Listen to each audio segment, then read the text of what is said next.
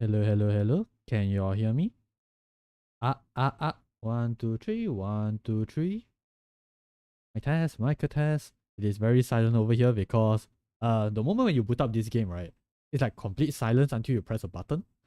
So yeah, as much as it is good to, be able to hear your own voice, a part of me is also a bit frightened, like, can you guys really like hear me and stuff?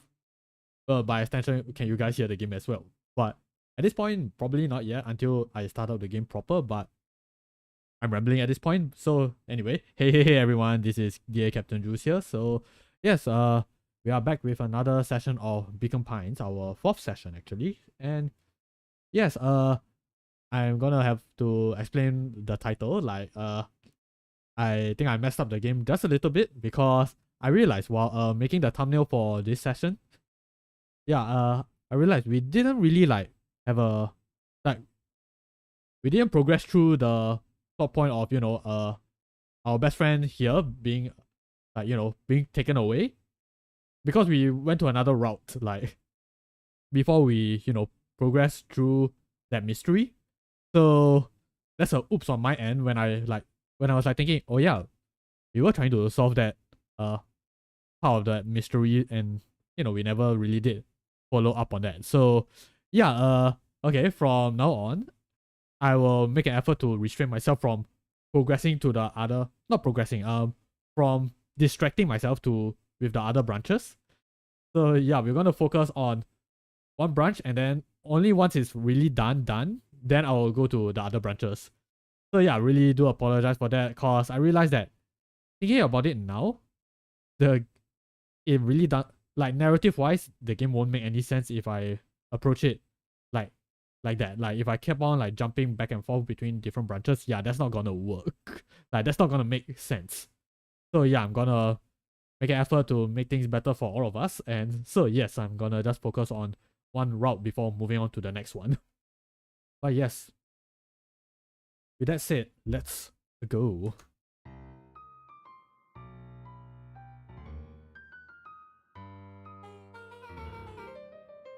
Okay, so more of an unhinged conspiracist vibe. Ooh, wow.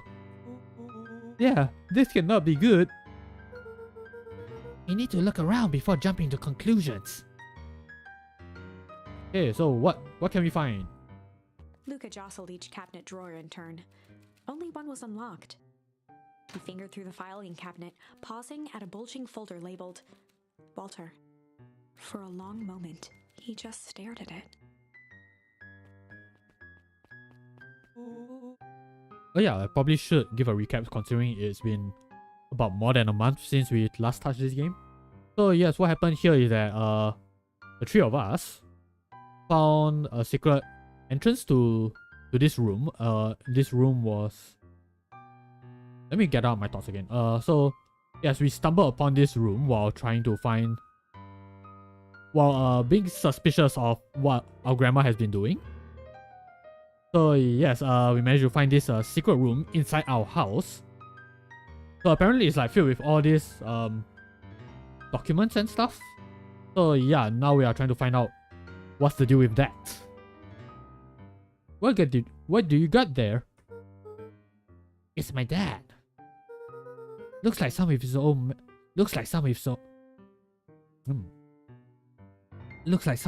medical files. Your dad was a doctor?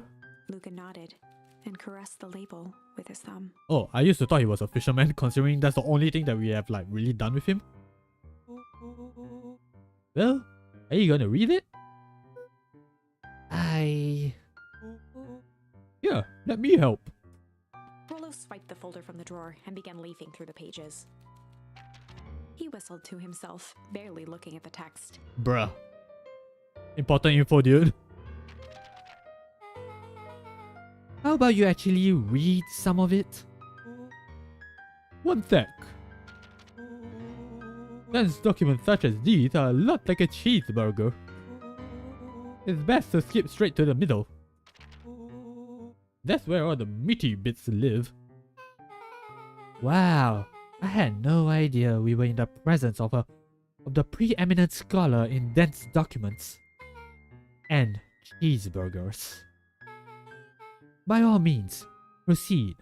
He stopped at a page and mimed, holding up a monocle. Oh, here we are. Follow-up examination of Terrence Wilby. Patient shows further signs of paleness and malaise. Body temperature continues to drop. He now describes soreness of muscles and joints. This is similar to the symptoms exhibited by Mrs. Wilby just a few days past. Still waiting on lab results from Joseph. Rollo looked up with heightened surprise. See? Creepy. Yeah, that's kinda disturbing. Who's Joseph? That's Mr. Nuncreed's name. Wait, Rollo's finger traced across the page. there's more scribble in the margins. Will it be contagious? Mr. Wilby claims the tap water at his home has been contaminated. Perhaps environmental? Lab results only raise more questions. It's like he came back to this report later and made those notes. So it might be related to something else. Rollo scanned through several more pages. Here, the writing looks shaky. I just couldn't help her. This disease, or whatever it is, progresses so fast. And with his wife's passing, Terrence's condition follows close behind. Exacerbated by the loss? Exacerbated by the loss? Enough is enough. I need to take matters into my own hands. Luca, staring blankly at the cabinet this whole time. I'm not spoke good with words, softly. guys. What does it say next? Rollo rustled the folder, trying to loose more pages. That's where it ends. What? There has to be more.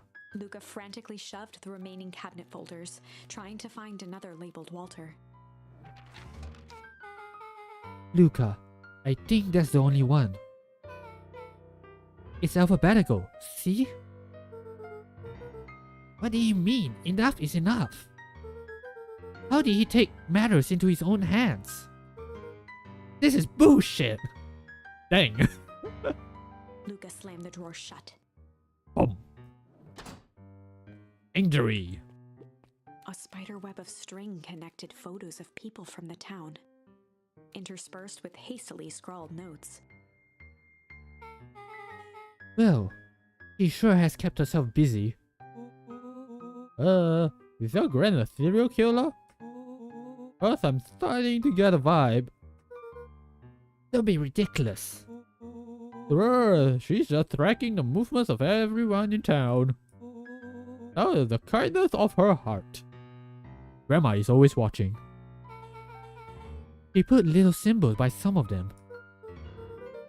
Yeah, Mr. Nuncreed has a check mark. The clipboards are all inside a big circle. My mom's are both on here. Both with question marks. Gus Valentine has a question mark.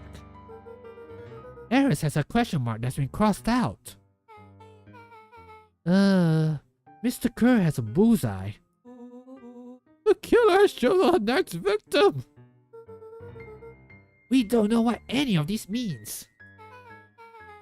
Whatever it means, it's probably not good. Oh no. So are you guys following? Oh, punching back. Think. What do we have here? Barrels marked caution, explosive. And jam jars? That's enough jam to feed the whole town. What kind of incendiary jam is your grand making? Okay, so that is a complicated word. What is that? Incendiary? Hey Zell, welcome. Feel free to lurk. Thanks for the lurk actually. But yeah, thanks for coming in, man. Meanwhile, I have no idea what the word incendiary means, so just give me a minute, let me look it up. Complicated words, they hurt me. Okay. Incendiary is a device or attack designed to cause fires or tending to stir up conflict. Okay, learn something new every day. Class wasn't expecting new words. She would have had me walk around town delivering bombs. Right? Only one way to find out. Rollo casually spun open a lid and dipped his finger in the jam. Huckleberries. He smacked his lips. A hint of brown sugar. And... ink? What? Rollo plunged his hand in the jar, fishing out a soggy slip of paper. Ugh. Aha! Rollo offered the slimy note to Luca and licked his fingers clean. Ugh, you're still licking it. There's ink in there. It's addressed to Mrs. Fratelli. A gram? It says, last night, I used the disguise Eris provided to scout the location. The timing window should be possible. Operation Spark Plug is a go. Oh man, are they doing a heist? Whatever it is, it can't be good. So, more bombshell than a bomb, am I right? You're new here, so I let it slide. But I'm the bad guy. I'm the bad guy around here. They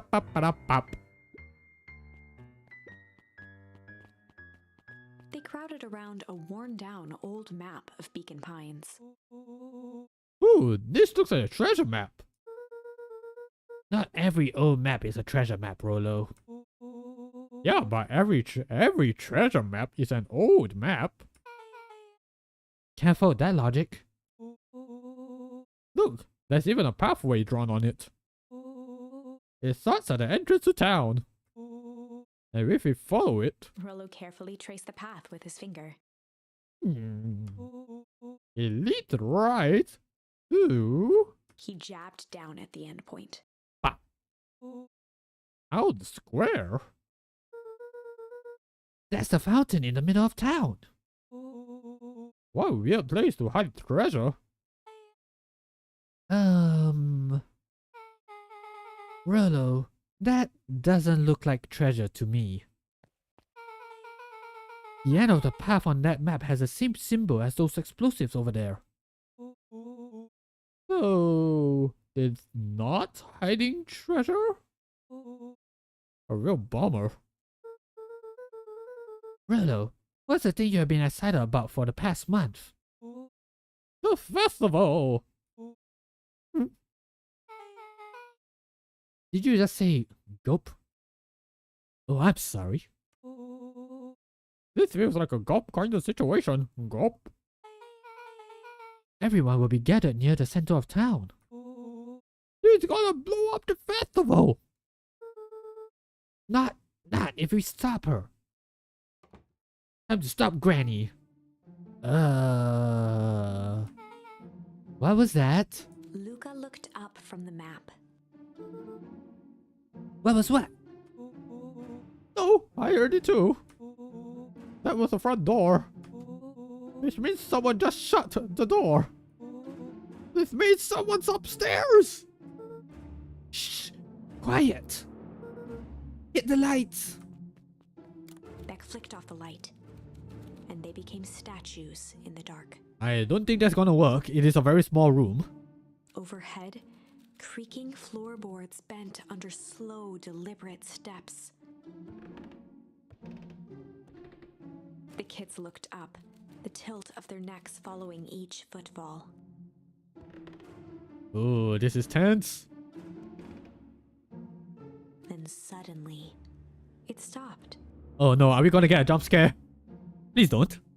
Without realizing, they'd been holding their breath. All three exhaled shakily and glanced at each other. Ooh. A muffled male voice broke the silence.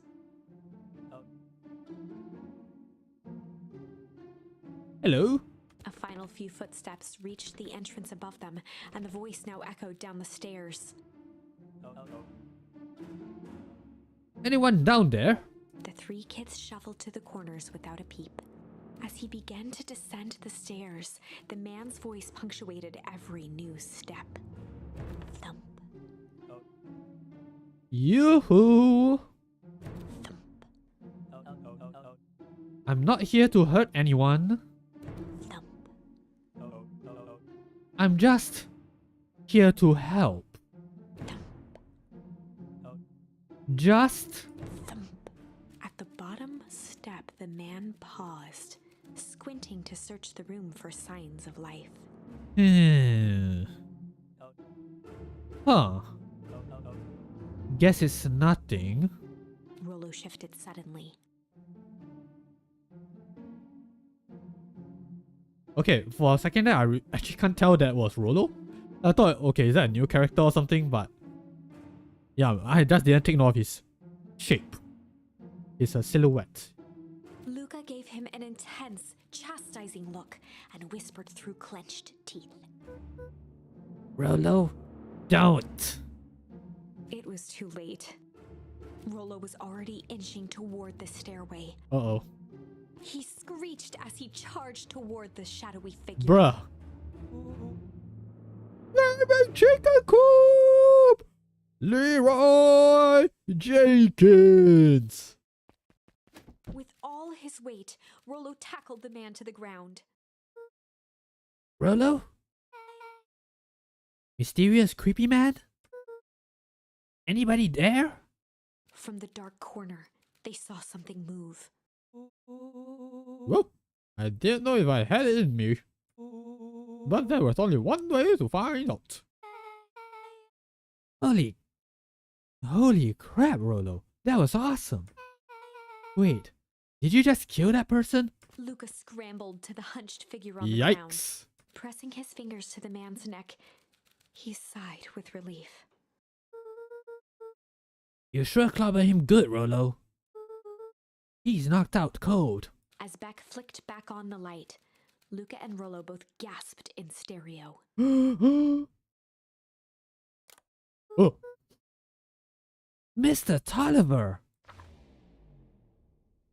Chapter 7. The Interrogation of Hiram Tolliver. Oh yes, we're gonna interrogate the man. Still unconscious, Mr. Tolliver slumped heavily in a shoddy old chair. His hands were bound with rope, his feet tied with some loose string. The kids huddled in a circle, discussing their plan. One thing was certain, they couldn't just let Mr. Tolliver go. They needed to know what he was doing in Luca's house. After some deliberation, it was decided. Also, how was he able to get into the house? Unless Gran gave him the key. Okay. Oh. What to do? What to do? Good cop or chill cop? Somewhere down the line, I'm pretty sure there will be a bad cop right there. Unless it's hard cop. Do we be good or do we be not so good? Shall we be mature adults or harsh adults? Okay, I did say that I will stick to a route and, you know, make sure that we follow through all the way to the end of that route. So yes, this is going to be quite important for the time being. Okay. Eeny, meeny, miny, mo. They'd run the classic good cop, chill cop interrogation. Chill, cop. I'll handle this. Just gotta play it cool. Luca walked calmly to the light switch, flicking it off and on a few times. Okay, not sure if that's gonna work. Mr. Tolliver shook his head, gathering his wits. Wait, is that how you can wake someone up? Oh man, I need to try that. Golly, I sure got my bell rung. He looked over to find Luca, who returned a calming grin. Sorry, Mr. Tolliver. This was all a big mistake. Luca, what's going on here? Why do you have me strapped down? No one's fault, really. Rollo just got a little startled. Rollo's here? Rollo and Beck emerged from hiding to give a timid wave. Hey. Well, alright. Mistakes happen. You kids give old Hiram a good scare. Let's just get me out of those ropes and call it even.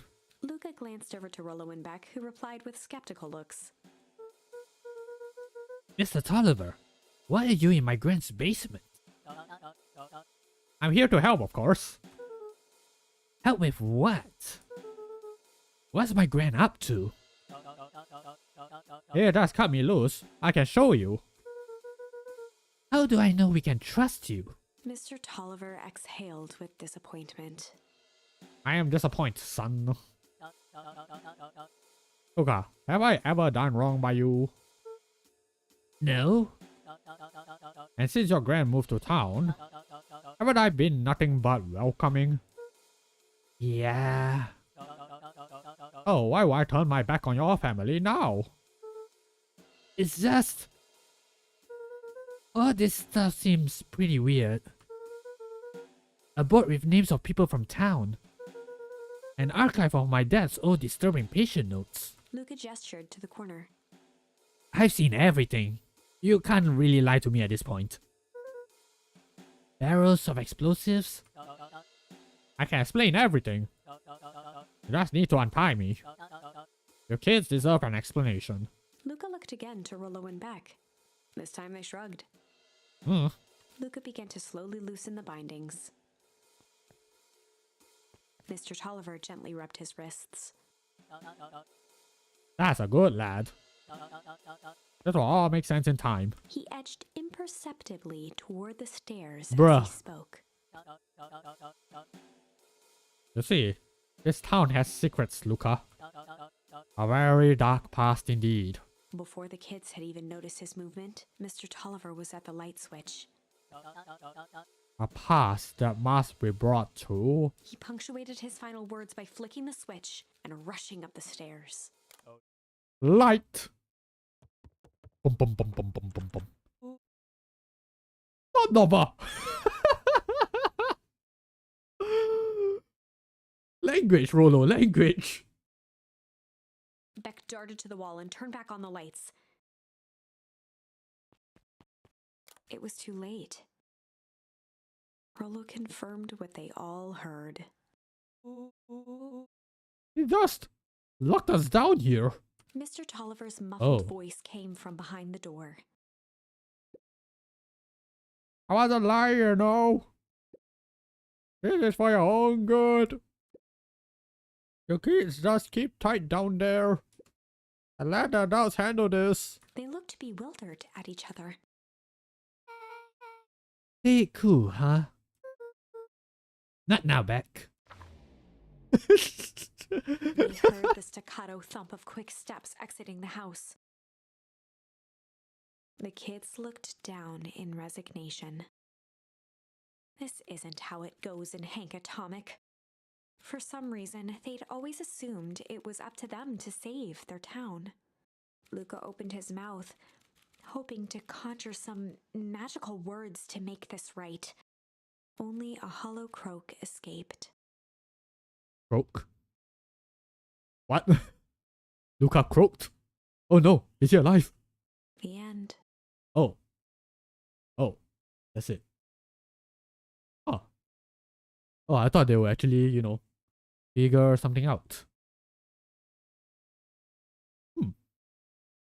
That was an ending. Okay.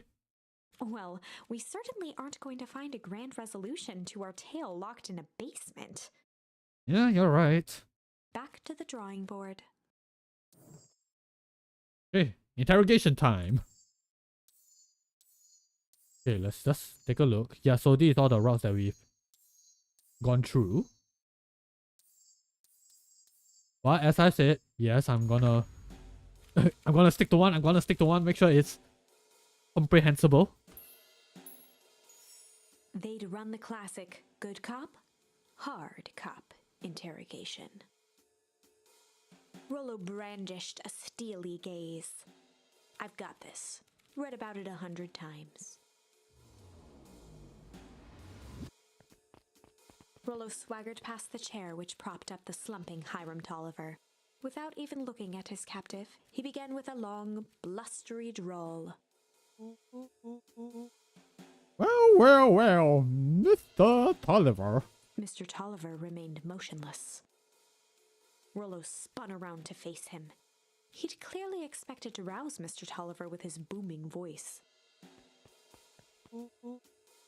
Mr. Tolliver? Beck and Luca gave each other an unsure glance. Rollo slammed his fist on the table. I said, Mr. Tolliver! He grabbed the table lamp and beamed it onto the unconscious face. Mr. Tolliver groaned and slowly lifted his head.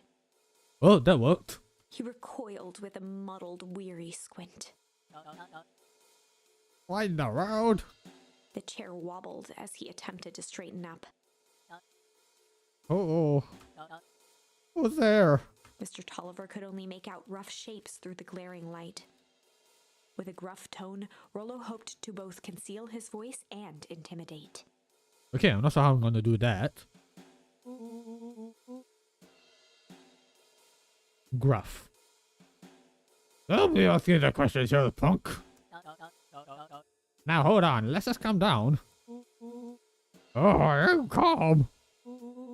Calm as a carrot in dirt.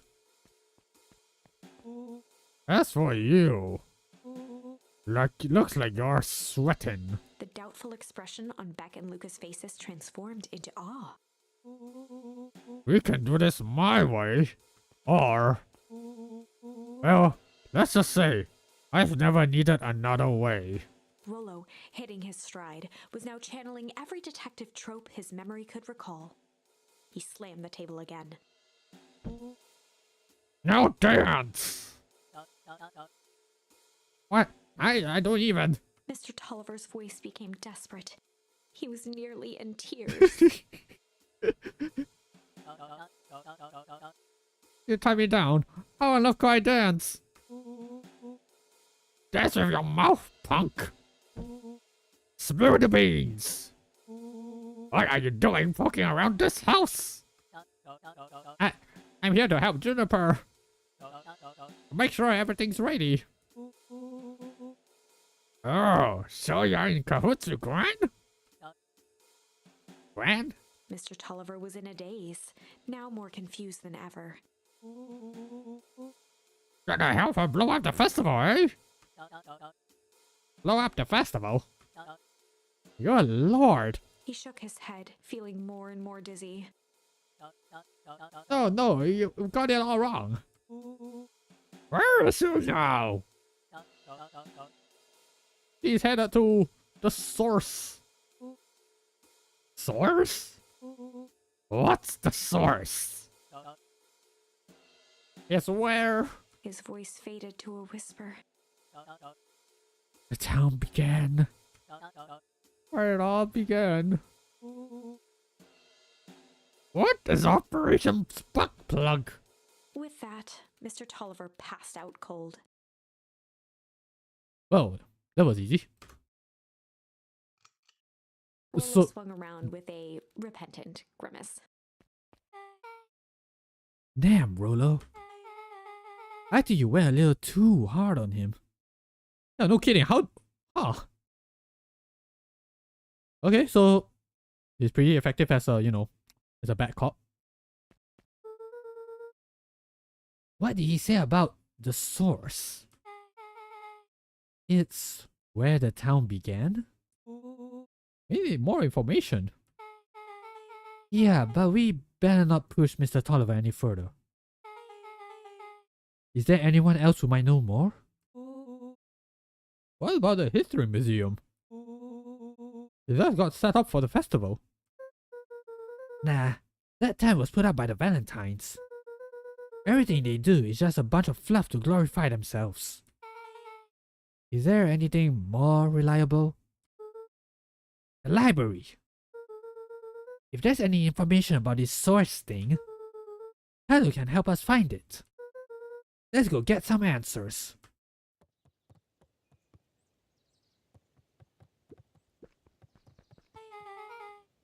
This is a dang nice library. Thanks. We worked hard on it. Aren't you a little too adorable to be a librarian? Aww. So cute. Oh, Kado hung out here so much. Wait, Kado hang out here so much. Eventually they gave him a set of keys. I just keep an eye on the place for Miss Novak sometimes. They got you working for free? It's quiet and I get access to all the books I can read.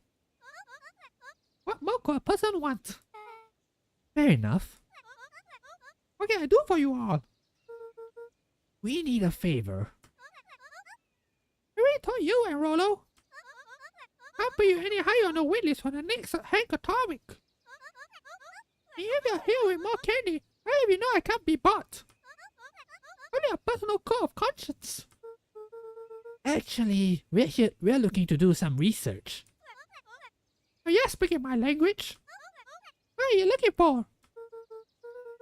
That's the thing. We sorta don't know.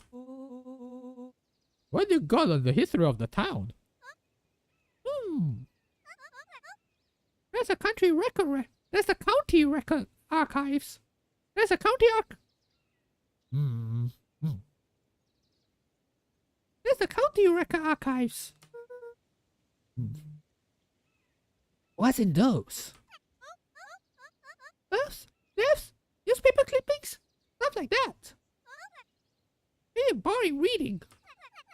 They do go all the way back to when the town was founded. Wait, we'll start there. Chapter 8. 6 feet under, 3 towns over. Oh. Okay, that's a pretty interesting chapter title. The kids spent the rest of the afternoon combing through dusty piles of old county records, desperately searching for anything that could help them make sense of Mr. Tolliver's cryptic utterance. Luca tried to shake the thought of Gran's basement, but his focus wavered.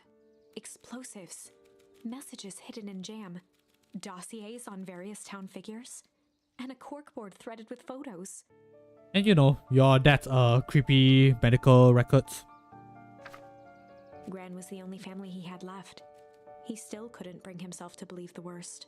But the old map with the symbol of explosives in town square made that difficult. As the sun began to set, the kids were no closer to the truth.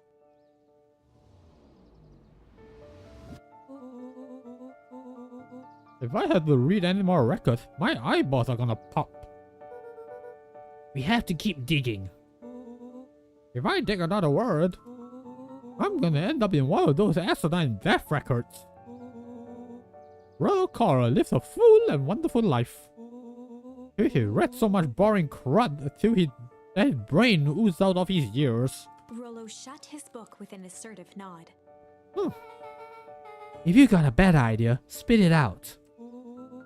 You sound like my sister. Keep pushing your luck, pal. And it won't be boring county records that kill you. I'll put you into obituaries myself. Rollo muttered under his breath. You're a county record. Really? That's the best you got? When I'm done with you, you'll be the footnote in history. Just like... Beck slammed her finger down on the open page before glancing down to read. J. Hartford here. I'd love to see you try. Hey! We're all a little tired here. Let's just take a minute and... Something tickled the back of Luca's mind. Wait, what was that name back? In the orbit? J. Hartford. From the Brookville Tribune, 8 years ago. That can't be right. What is it? J. Hartford. That's my grand's name. Juniper Hartford. Maybe there were 2 J. Hartfords? Mrs. Hartford is survived by her young daughter, E. Hartford. My mom's name is Eleanor. Okay, this is getting creepy. If your grade is 6 feet under, 3 towns over. Then, who am I living with? The question hung in the air. Whoa. Okay, looks like we have more mysteries now.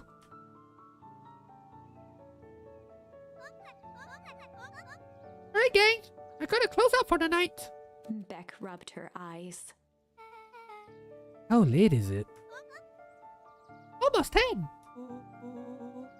Oh crap. Why you gonna kill me? I gotta go. Yeah, my parents will be worried sick. Okay, let's meet up as early as we can at the festival tomorrow. What are you gonna do about the unconscious man in your basement? I'll think of something.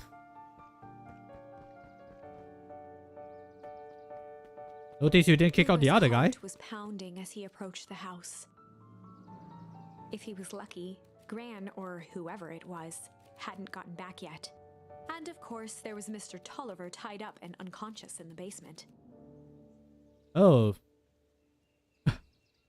Now there's a few problems you have to solve in the house. Dealing with him would be the first order of business. Luca shook out his arms to calm his nerves before entering. Oh no. Oh no. He held perfectly still, tempering his breath, and listened closely. She was asleep. His only hope was that she hadn't found Mr. Tolliver before dozing off. He definitely knows that he's in the basement. Like look, if you have a kid who has been acting odd and he's gone and you are not around to like know where his whereabouts are, I think you'll be a bit more paranoid than that. So I'm pretty sure she would have checked the basement. That's a hunch.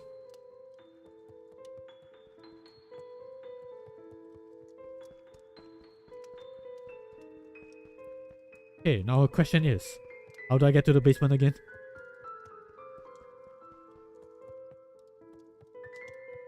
It's here, right? Nope. Okay, yep, it's over here. And it's open. So yeah, she definitely would have went down the basement and, you know, see what we did. Yep. Yep. Oh no. Mr. Tolliver was nowhere to be seen. Maybe he woke up, escaped from his bindings, and left without a trace. Yeah, that's what happened. Or maybe Gran knew everything. What do I do? Luca's hungry stomach groaned. Not realizing it, he'd gone the entire day without eating. Man, I'm hungry. Okay, I can figure this out. Just need a little brain food. Luca rushed over to the pile of jam jars, unscrewed one, and shoveled a handful into his mouth. Bro, no, don't do that. Look, if you spend more time in, you know, a not so clean place, yeah, you are gonna get into trouble. You're pushing your luck, Luca. I'm afraid your jam delivery will be delayed. And yes, that will mean that there's more evidence that someone's been there. Yeah, I'm such a smart little kid. He flipped the lid to read the label. Mr. Nancreed? Okay, now I can think. So, if Gran knows we tied up Mr. Tolliver, I'm screwed. If she doesn't know, then I need to play it cool. I guess the only option is to go to bed and act as if nothing is wrong. Red would think Mr. Tolliver finished what he was sent to do and left when he was done. Sounds plausible. Maybe he's at the back. Nope. Oh. Red? Okay, stick to the plan. Little bit and play it cool. As Luca climbed the final stair, the emotion of the day dragged heavily on him. With each consecutive step, his legs weakened. My legs have gotten His stride jelly. began to falter. He tried to grab for the railing to steady himself. Something was wrong. Okay, something is not right with that jam, isn't it? Come on, legs. Just a few more steps. Oh. Luca groaned and tried to move. His limbs might as well have been bolted to the ground. Through numb lips, he mumbled just before falling asleep.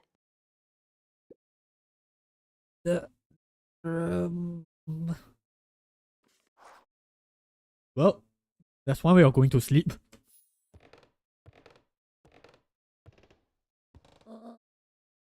Sweet boy. What did you get yourself into?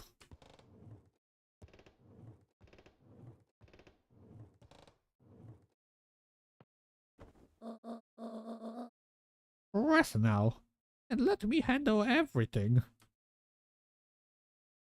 Okay, so it wasn't poison, I think. Chapter 9. Okay, so yeah, okay, so if we died, that would mean it would be the end of that route. So apparently it's not, so that's good. Right?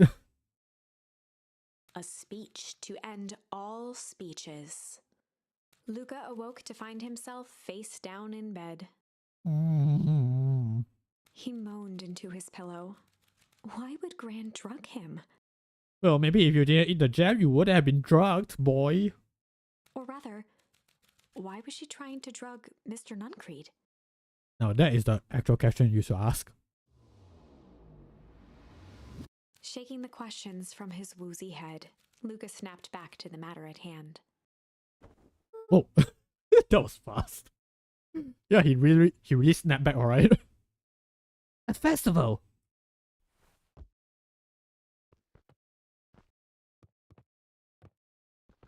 Skip. Yep, my legs are working, alright. Skip.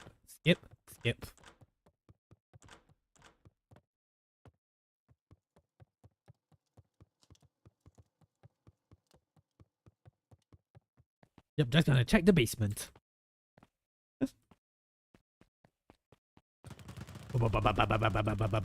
Okay, I think I'm ready.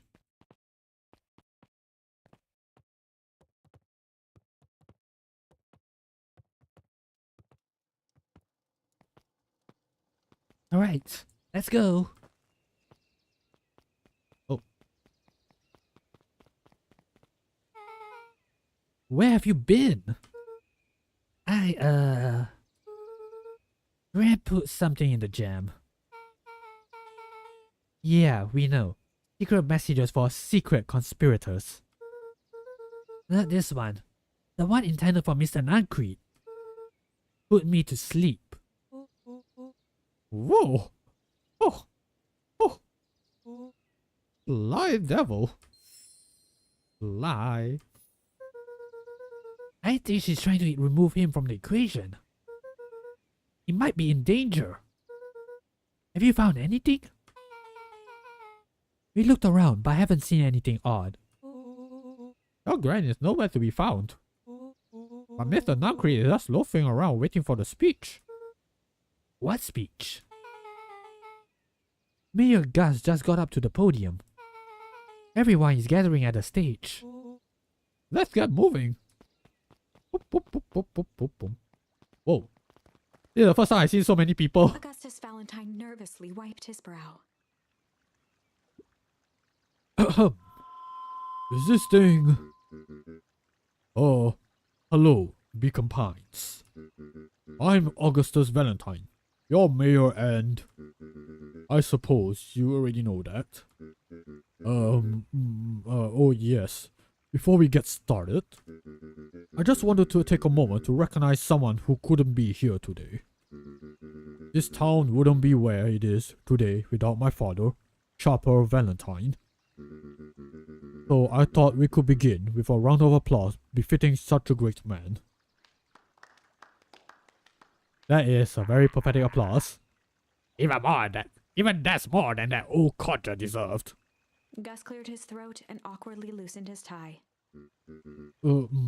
Right. Where was I? William Kerr bounded on the stage with the energy of a preacher at a big tent revival. Oddly specific, but okay.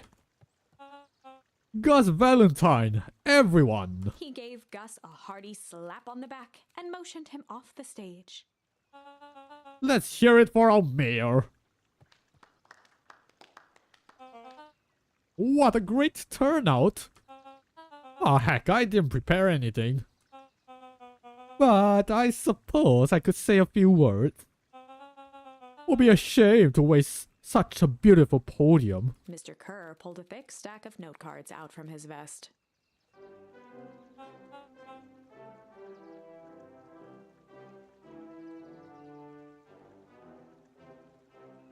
Well then, that is some interesting music.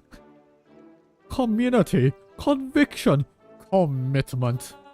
These are the things we celebrate at a perennial harvest. For us, these are the pillars of the bridge to a better tomorrow. But I think it's time to add a new pillar. Change. Change is a powerful thing. Inexorable, unavoidable, and undeniable. And I am that god thankful for it. Change is the reason we're all together today. It's hard for me to believe that it was only 4 years ago when fate brought me here. A simple business trip which brought me to a small town which would change my life forever. Mr. Kerr took a moment to survey the crowd. You know what? He wiped away a single tear. From the second I set foot in Beacon Pines, something about this place has held me captive. You see, change represents opportunity. It represents potential. It was change that helped me recognize the potential of this place. To see that the people of this town, despite suffering great loss, still held on to the things that made them special. He thumped the podium to emphasize each word. Community, conviction, commitment. Change. Mr. Kerr nodded confidently, biting his lip. The crowd was silent, in rapt attention.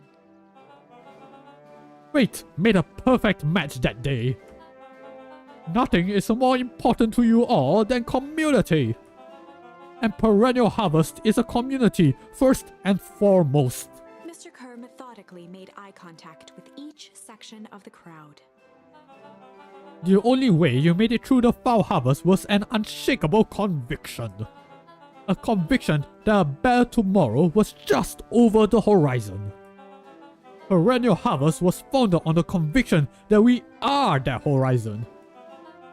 This festival is a symbol of our commitment to each other. His voice began to build to a crescendo. We now walk hand in hand into a future we will shape together. And that is what change is all about. Grabbing the future by the scruff of the neck and making things happen. Change is a choice. I'm tickled pink that we will all be making that choice together. How great is that? Let's imagine what we can accomplish. What was that? The crowd began to look around nervously. Don't worry, a little thunder isn't going to ruin this day. Everyone remain calm. Mr. Kerr quickly flicked through his note cards. Where was I? Where's the music? Oh well. Through all of my travels, I have learned one true thing. One always reaps what they sow. Oh. We have all planted a lot of good in this town. And so, it is with a happy heart that I can proclaim. He raised his hands up to the heavens. Our harvest awaits! Brrr. At that moment, a merciless wall of impossibly cold air ripped through the crowd, instantly freezing everyone and everything it touched. So we got another ice age again. For a man like William Kerr, this was a fitting way for things to end.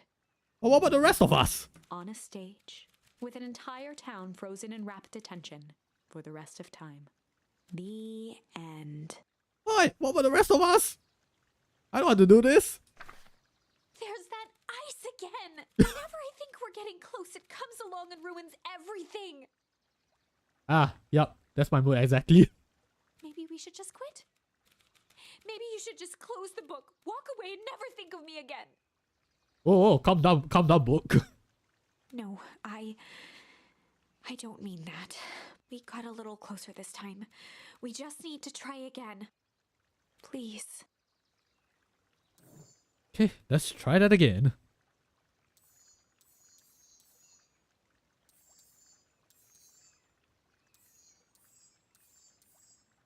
Yeah, it is weird that we can't go back to the previous chapters, cause I'm pretty sure there is more stuff before that. Oh well.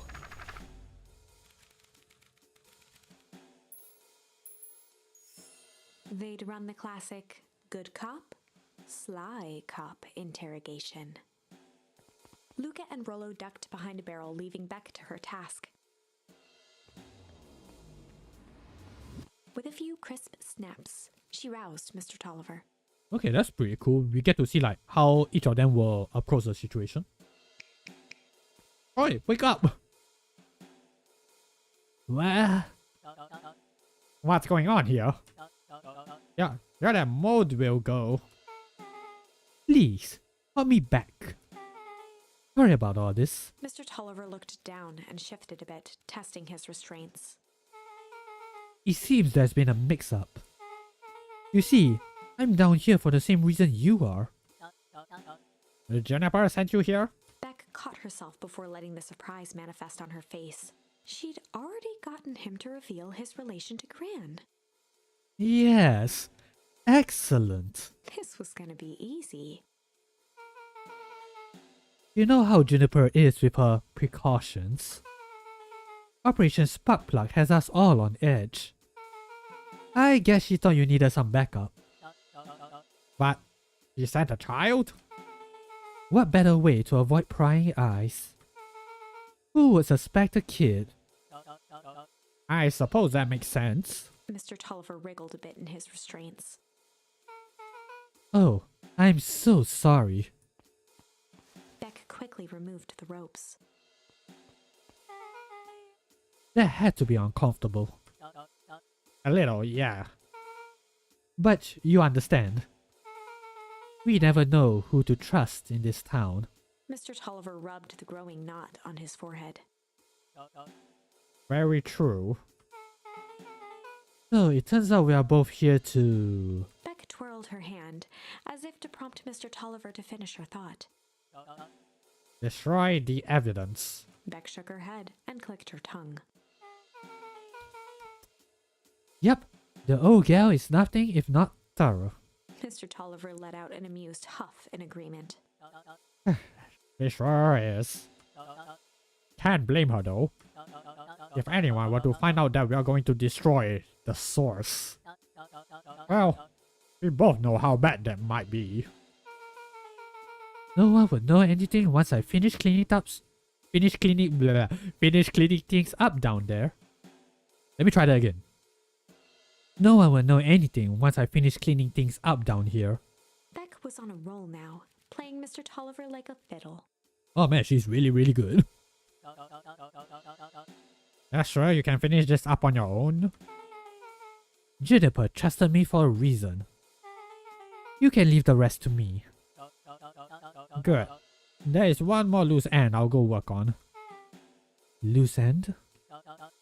Oh, it's nothing really. The other day, I had a radio on scan while restocking the candy shelf.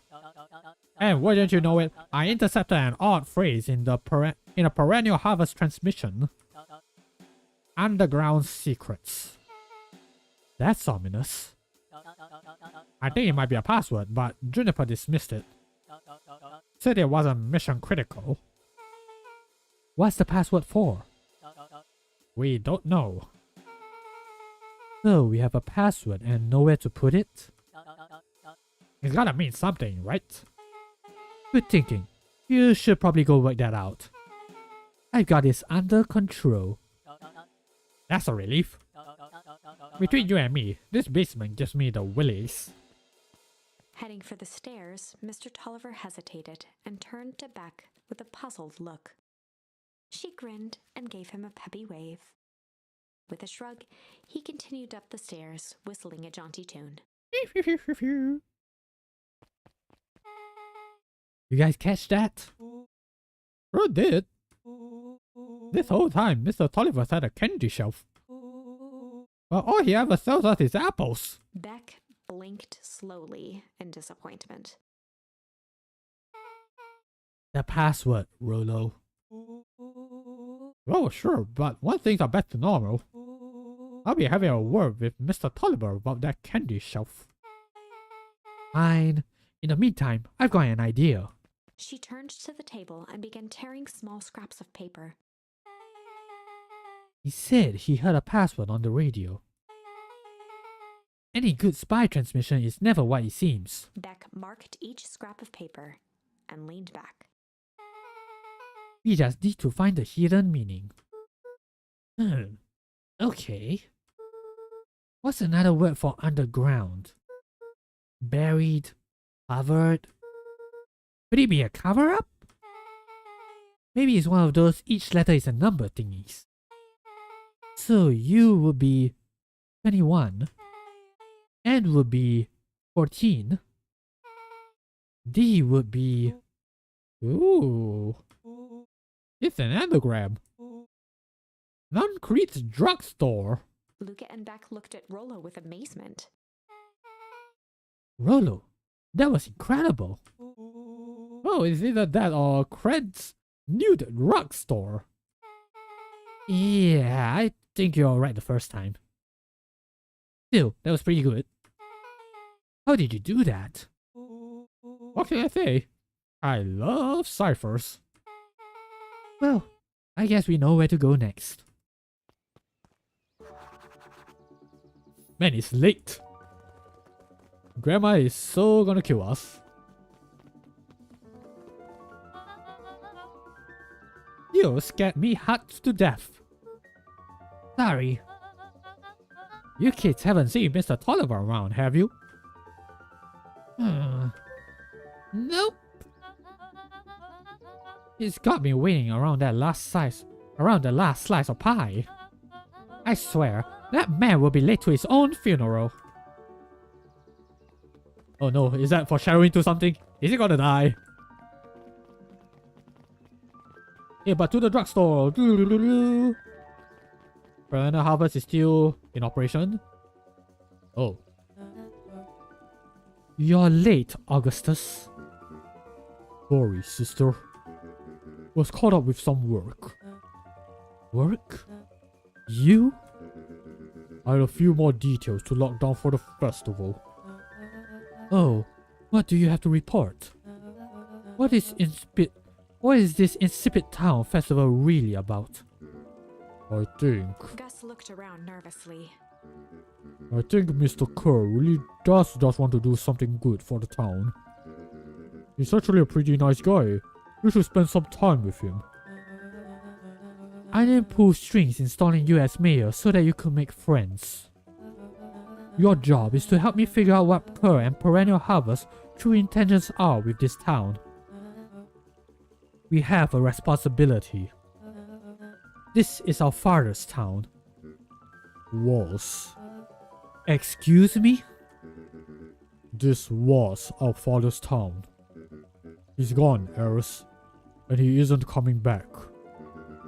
Father left us with nothing but problems. Mr. Kerr came here and offered to help us. We accepted that help. We didn't agree to them turning father's... Where? We didn't agree to them turning father's waste warehouse into a toxic dumping ground.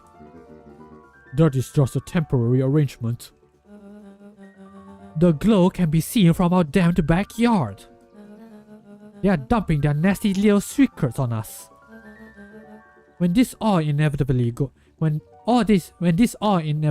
goes wrong, who do you think will be blamed? Eris's cry hung in the air.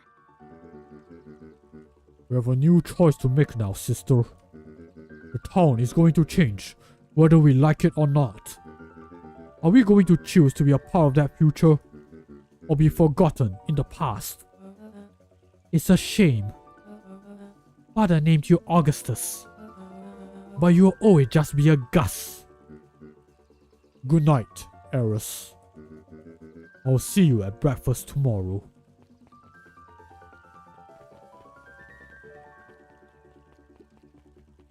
It's getting late, children.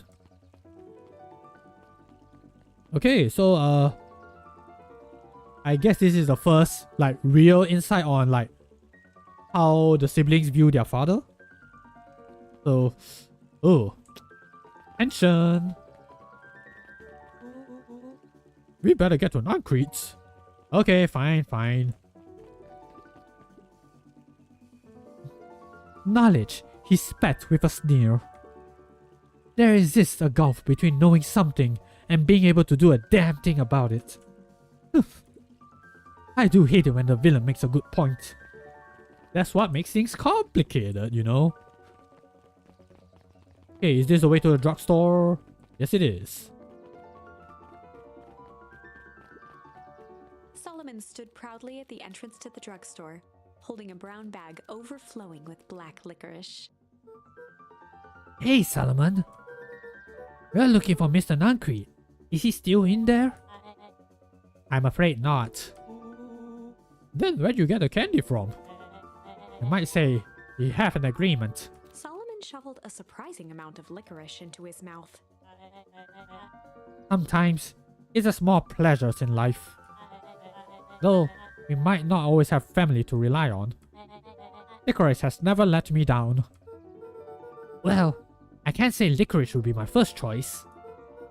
But whoever floats your boat. You can tell a lot about a person by their choice on confection. Oh, yeah, I guess. I like sour gobs. I'm certain you do. I always wondered why Mr. Concrete kept licorice in stock.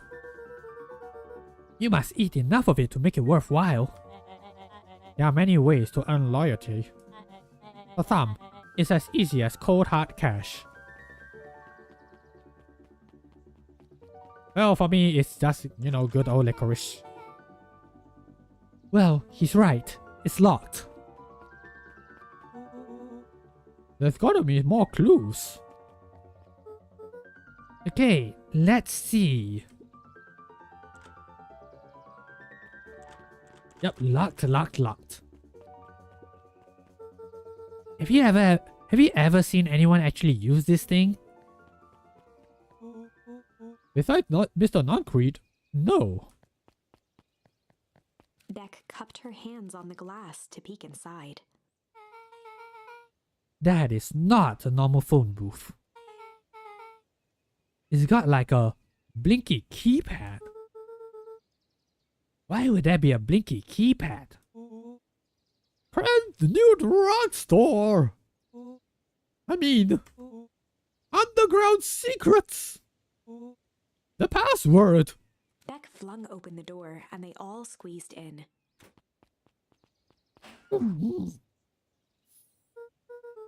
Alright, let's see here. Luca cracked his knuckles and entered the letters into the keypad. Underground secrets.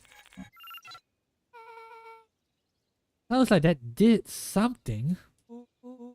Right. Now what? I guess we The inside of the phone are. booth dropped loose from its shell. Without even the space to panic, they closed their eyes, held their breath, and accepted their fate. Suddenly, the chaotic descent slowed to an effortless landing. It was unclear where they ended up, but at least it was solid ground. Oh, hello. The air was stagnant and smelled vaguely of chlorine. Oh man, we're in the swimming pool. I knew it. You knew there was a secret hub full of strange tubes under the phone booth? Of course I did. Didn't I say that? No. I definitely thought it. Luca, did you remember when I said how cool it would be if the trans-dimensional conduits from Hank Atomic issue number 12 were real? Rollo, at one point or another, you've said that about every technology ever discussed in Hank Atomic. That's why I'm such a good predictor. It looks like each of these has something written on them. Okay, first off, let's see if there's anything here. This suit has a broken mask. So, have we found our mystery warehouse creeper? We've at least found their hazmat suit. If it walks like an uncreed and talks like an uncreed, let's not jump to conclusions. Just saying. Valentine Fertilizer Warehouse. Isn't that where you almost got snatched? Yeah. Why would Perennial Harvest have a tube going to the old Valentine place? This is starting to feel like something big. Perennial Harvest main office. That's where my mom works. What does she do? Science stuff? Is she involved in all of this? We just moved here. How could she be involved? True. Mining Operations Alpha. You guys have mines here? Not that I know of. This town is all farms and fertilizer. And a series of tubes. All it says, you can only trust a miner up to the point when they hit gold. Not sure how that wisdom applies in this exact situation. That's the thing about Pa. You don't always realize what he means until it's too late. Fair, fair. That's a lot of buttons. And aside of links, I've read enough Hank Atomic to know my way around sci-fi tech. Rollo's hands hovered over the field of blinking buttons. Eeny, meeny, miny.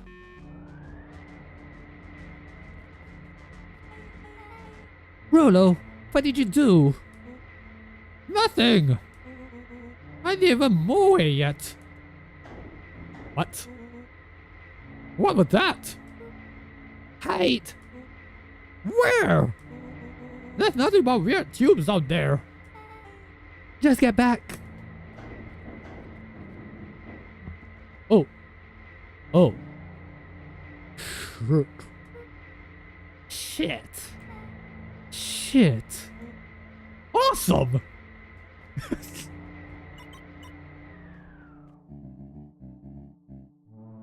You all need to come with me. Now. We aren't going anywhere with you. Not until we get some answers. Mr. Underground Secrets? I told them it was an absurd password. But they love anything that makes them feel clever. They who? That's no matter. If I can keep you hidden until after the festival, I might be able to save your skins. We don't care about our skins. Hold on now, I like my skin. This all stops now, Mr. Nancreed. Joseph waited for a moment in silence. Sound just like him. Who? Walt. You don't get to talk about my dad.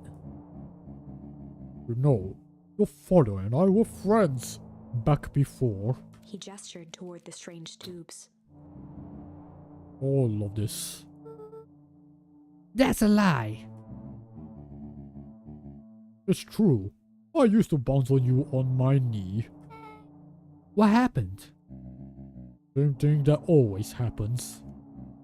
Reality, complications, life. We were a team, Walt and I. An idealistic doctor and a bright-eyed pharmacist. Both hell-bent on helping folks. Oh, you were his sidekick? No. We were partners. He helped the patients and I helped him. Yup, auto sidekick. Nancreed let out a growl of a sigh.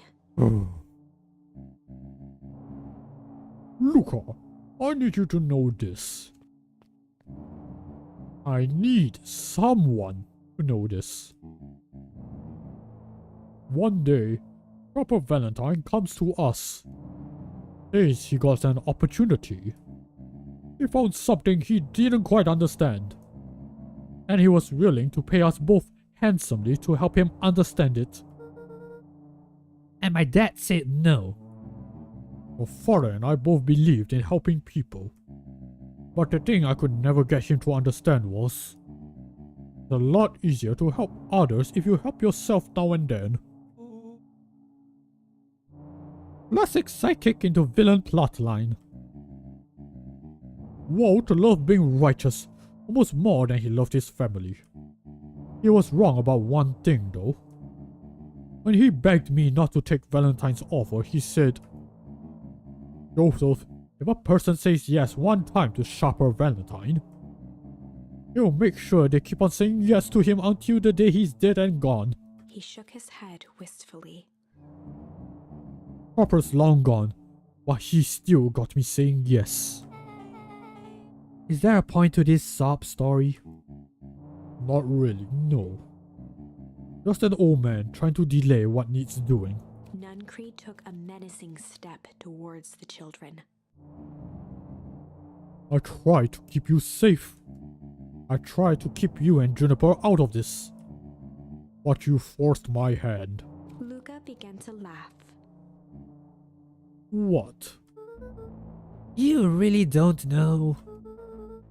My Gran isn't out of this. He's been scheming right under your nose. Juniper? Seems like she's planning on crashing the town's party. She's going to disrupt the festival? Why would she? The color drained from Nancreed's face. How does she know? Apparently she knows a lot of things. What? Let's just say this isn't the only underground lair we busted into today. And honestly, hers is way cooler. She's got maps and explosives and bad intentions, big man. Nancreed grabbed Luca by the shoulders. His eyes were frantic. You need to tell me what she's doing. You need to tell me what she's going to do right now. He doesn't understand what it is she's messing with. Tell me now! She's in danger, boy! I don't know. He had a map with a mark on the fountain in town square. The fountain? Why? But why would... A jolt of realization struck Mr. Nancreed. She knows about the source. What the heck is the source? If she tries to destroy the source, it could catalyze and... Dear God, she's going to freeze us all. So that's what's been causing the Ice Age.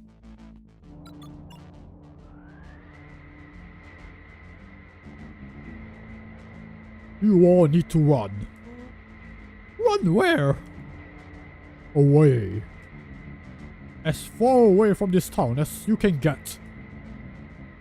Head west and don't look back.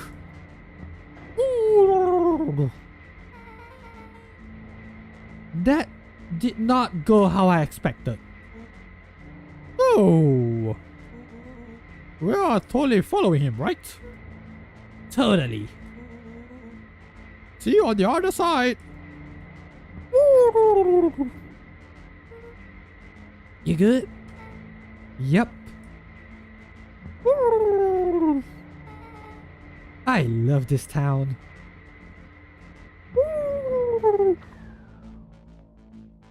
Chapter 8. We are just gonna disobey the old man. The cold, hard truth. Beck leapt up, allowing the suction to yank her into the dark. Dimness eclipsed around her like the shutter of a camera as she seemed to cover great distance in mere moments. Her only points of reference were glints of upcoming turns, which approached with frightening speed, only to carom her gracefully along. She heard the tinny, distant echoes of Rollo's glee. Once she stopped fighting against it, the ride was impossibly smooth. Then, all of a sudden, as if minutes had passed in an instant, light blazed into view. Are we almost there? A burst of wintry air snuffed across her face, and she was flung out into the cold.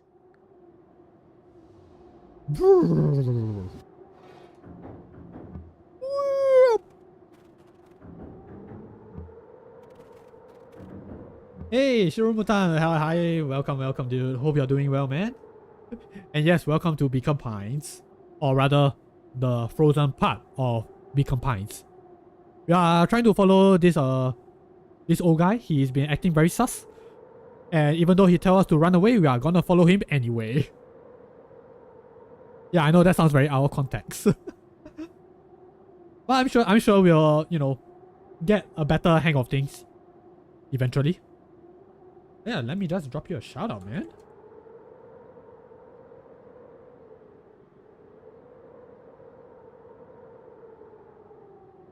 It is pretty interesting. Here's what I think about your singing. Ooh.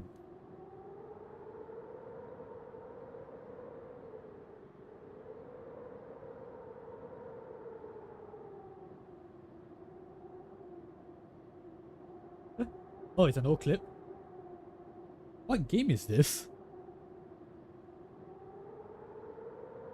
Hey, no worries, man. Always happy to shout out the cool streamers. Paint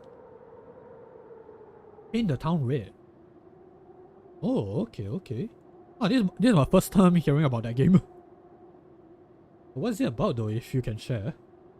It sounds oddly familiar. I wonder why. I don't know, I got it from a very cool streamer himself. Such an inspiration, you know that. But man, I hope the guy deserves whatever he did with his singing.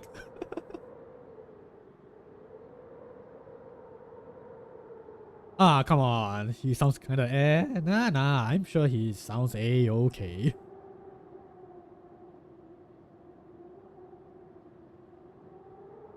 But how am I doing? I'm doing okay. Just a bit tired, I guess.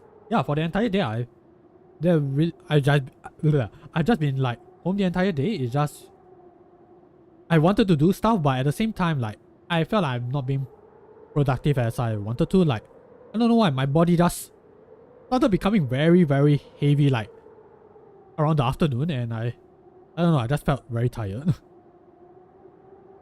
But yeah, like the funny thing is, the moment I showered, like in the evening, I just had this sudden burst of energy, and I'm like, wow, where is that energy when I needed it? Ah man, thanks for the head pat, dude. It's tough, it's tough. Just trying to get the energy to, carry about your day.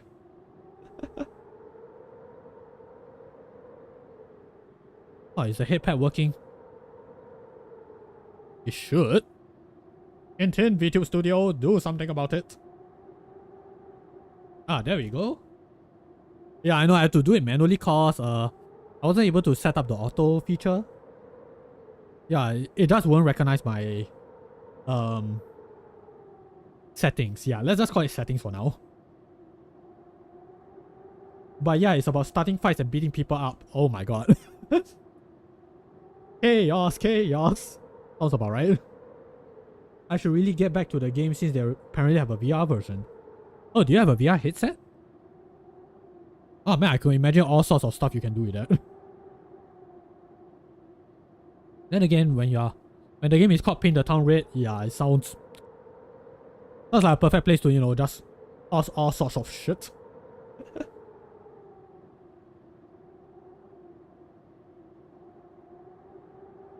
Okay, let me just go back to the game. But yeah, just feel free to chill, do your thing. Or if you want to comment about the game, yeah, please feel free to, man. Yep, I have a VR headset and I also got full body trackers recently too. Dang, man has been investing. Oh, dude, you can, oh man, you can do a lot of things with like, you know, all that equipment. Which also makes me wonder, dang, you must have a pretty big room as well to, like, you know, do whatever it is that you need to do. It's been a long time ago to get trackers, lol. Yeah, man, this kind of things you can't really, like, say, like, oh, I will just get it today and just immediately decide, yes, that's it. Yeah, about that. Oh, yeah, right.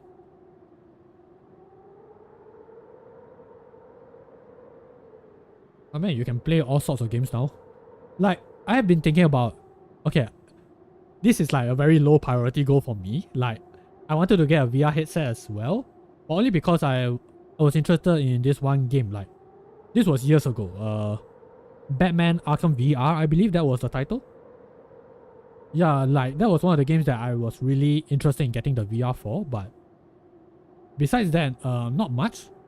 I guess there's the Beat Sabers game. Yeah, like, I wanted to try that as well. Like, granted, you can use that like with, I guess, just any controller, but, you know, just having that ability to see those like those things moving towards you while you're playing the game, yeah, that's like, I felt like that's a unique experience that you can't really get unless you have the VR itself. That's one of the reasons why the trackers are taking time to prepare. Yeah, that's fair, man. Like, it's one thing to get the equipment itself, but another thing to like, you know, have the proper setup so that, you know, you can be able to fully utilize the equipment. Well, oh man, looks like I will be able to see Mutan on VR rooms soon. Hopefully. I don't have much room though. I might just have to do some furniture since I got to move my mice to another room. Oh right, yeah. You do have mice in the house. Yes. Oh man, that's, yeah, furniture moving. Yeah, you do have to shift here and there. And hopefully you are able to like move in such a way that your mice won't like feel, what's the word? Won't feel uppity. Won't feel scared, like, you know, because if the trackers, yeah, gonna be moving here and there. Yeah, disturbed. Like, yeah, that's a better word. You know, I read from somewhere like mice can be easily frightened, so you have to make sure that you are not like making very sudden movements. But I mean, again, it's always like up to the individual mouse and stuff. Oh no, they're in another room far away from my room. Okay, that's good. Yeah, I like, that's fine, right? I mean, knowing you probably have all of this planned out. And I'm sure you'll be able to, you know, do your thing eventually. Unless I yell out, they shouldn't be disturbed. Oh, I hope not. Or is it time to soundproof the cage?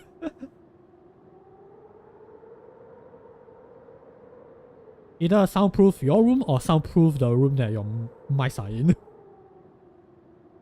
But again, that also requires another round of setups.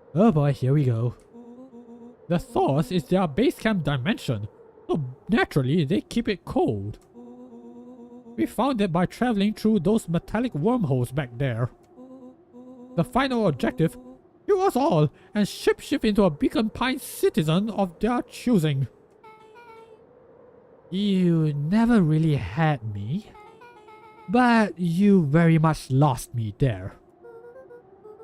You get used to it. We should keep moving. Man, Rollo is really out there. As they rounded the corner to the frozen town square, they spotted Mr. Nuncreed inching cautiously toward a pit at its center. He held his arms out gingerly, as if approaching a beast in the wild. Upon closing the distance, Luca recognized what Nuncreed was after. Gran stood confidently at the edge, one arm outstretched over the abyss. Nearby, a wheelbarrow had been emptied out. She held a lit torch, which flickered in the bitter wind. Okay, what's going on? Looks familiar. Juniper, I don't know what you think you're doing, but I assure you this is not going to solve anything. If you drop that, you've doomed this whole town. Oh, it wasn't me who doomed this town. I've been watching you, Joseph. I know what you've done. You and your co-conspirators. Gran? What's happening? Luca, you and your friends need to leave right this moment. Mr. Nuncreed turned back toward the kids, desperation in his eyes. Listen to your grandma, Luca. This is between me and Juniper. Rollo and Beck held steadfast in awe. Luca approached closer. Mr. Nuncreed spun back toward Gran, his voice growing louder. You've got it all wrong, Juniper. Just hand over that torch. You don't understand what you're doing. How could I possibly trust you to do the right thing? Walt told me everything. He trusted you, and you betrayed that trust. Luca, did you know that this man's entire life is a lie? If it weren't for him, your father might still be alive.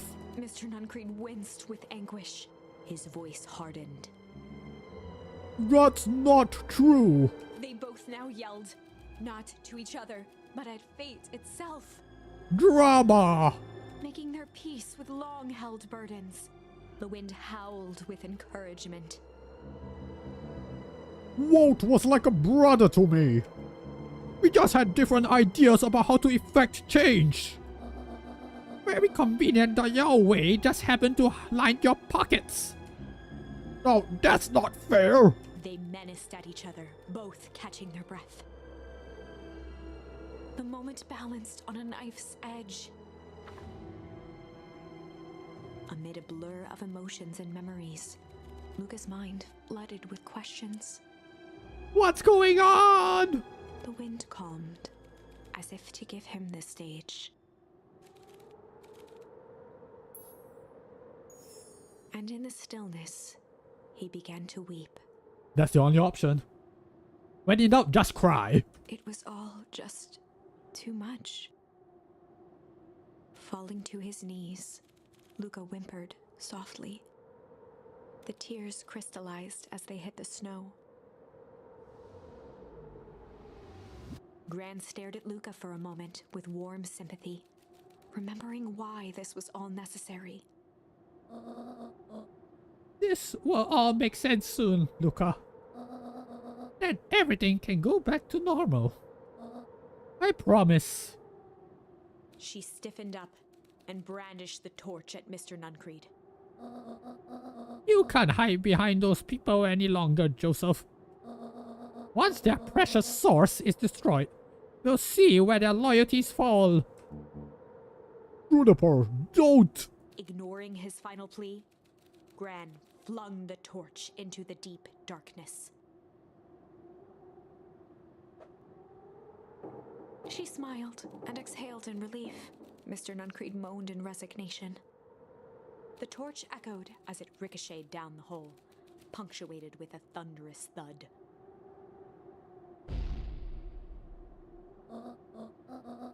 You see, Joseph, I've learned one very important lesson in life.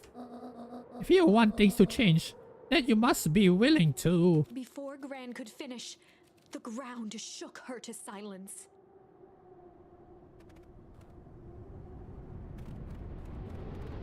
Whoa.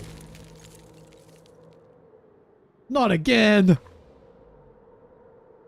Gran only had time to spin around and run to Luca.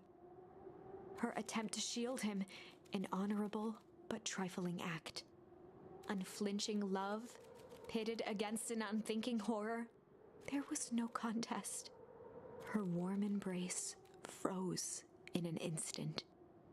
That is where they remain, fixed in place, forever. And so, our story ends on this melancholy scene. In a town brought low by its secrets, sits the frozen statues of a misguided band of meddlers. Hey, we had to meddle, right? The end. Well, that was dire. On the bright side, we finally figured out where all the ice is coming from. Yeah, you're not wrong, you're not wrong. Man, they really planned out the story very, very thoroughly. Now, we just need to find a way to deal with a mystic, unfathomable force of nature. Oh. Ow. That is a pretty epic drawing. Okay, so looks like we are going back.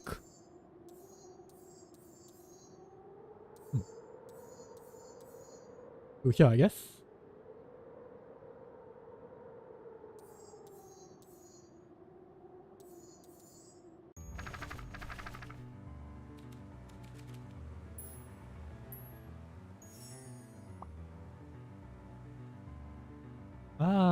Let's replay that branch, I guess.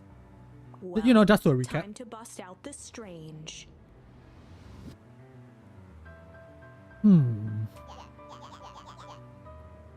Alright, Luca. Looks like you need a little mud bath. What's wrong with you, new kid? We're about to pound your friend. Beck stared in silence, the only sign of life being the twitch of an eye.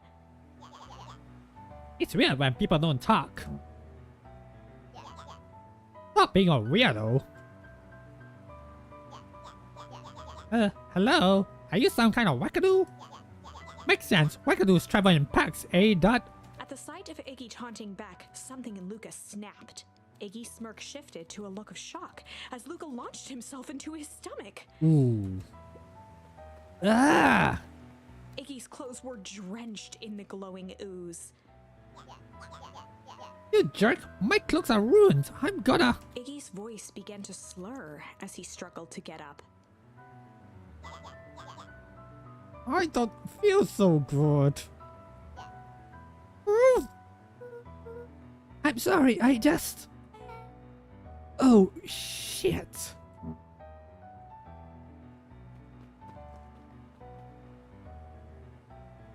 Oh, what did we just do there? That was intense. Iggy's gonna be okay, right? Nothing about this seems okay. The person at the warehouse, this strange ooze and what it did to Iggy. Was Rollo caught up in all of this?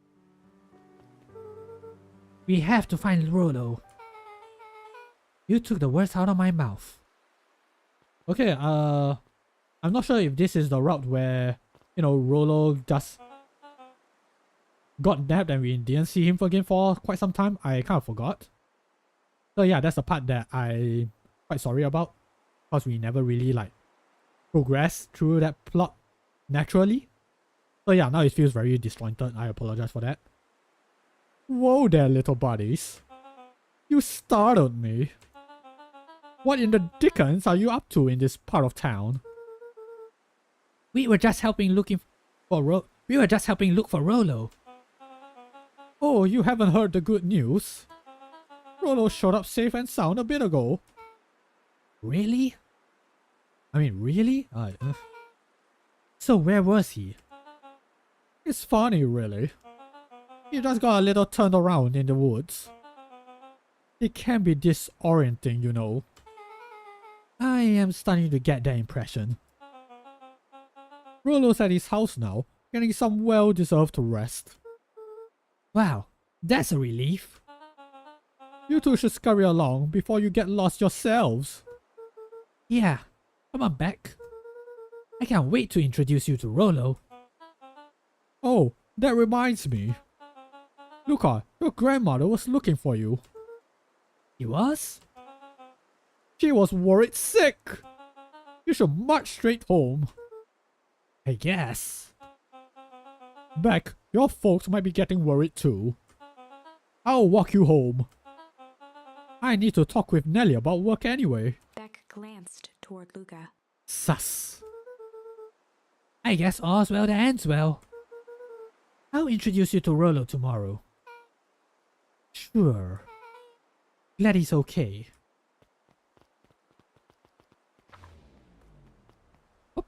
Rollo was safe. A wave of relief washed over Luca, which was quickly replaced by a sense of Gran is going to kill me. If he hurried, he might just make it home before sundown. Chapter 4. Our harvest awaits. Luca took a deep breath and gingerly opened the door, steeling himself for Gran's wrath. He's gonna kill me, isn't she?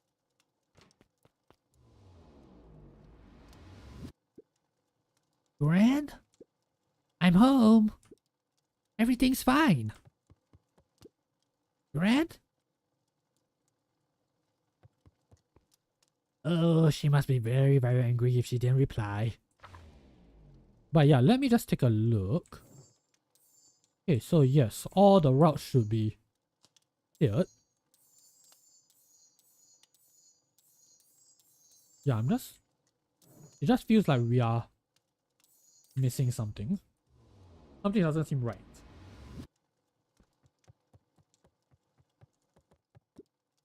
Gran? I know I wasn't supposed to go anywhere. I was just helping look for Rollo. No, she's not in the garden. Gran? Roxy came over. He was worried about him. So I figured you wouldn't mind if I helped look for him. Should I try opening the basement? Nope. Nope.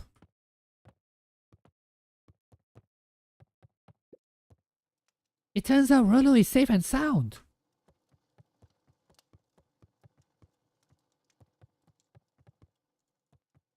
Wait, is there anything else for me to say here? Nope.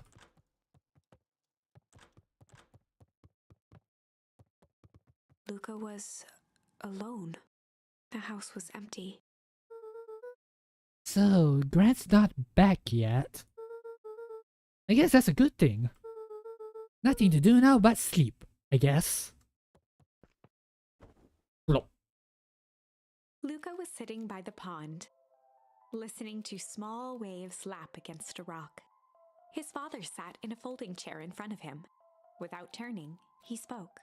"Why don't you grab me some nice bait?" "Sure thing, Dad." Luca hopped over to the tackle box and popped open the lid. Inside was a rolling, buzzing mass. "We're fishing with bees?" Luca's father gave a warm chuckle. "Well, you catch more fish with bees than honey. Pick us out a good one." Wait, do people do that? Luca closed his eyes and plucked out a bee. He could feel its wings struggle between his finger and thumb. That sounds dangerous. Holding it at arm's length, he hurried over. His father deftly baited the hook and examined his work. "Interesting choice." With a practiced flick of the wrist, the line buzzed in a graceful arc. The flick of the wrist. The water accepted it without a splash or ripple. The wrong choice, but I respect it. Okay, fine. The pond began to freeze over. Sometimes we gotta make the wrong choice before we can make it right. Oh, thanks, game. Thanks for reminding me I've been making the wrong choices. Pallid ice propagated across the still surface with an alarming speed. Luca scrambled back as the ground beneath him turned cold. "Dad, I don't understand. Sorry, kiddo. Understanding isn't always part of the deal. The relentless ice shot through the fishing line toward his father. Dad, look out! His father casually wound the reel. None of it's your fault, you know. Never was.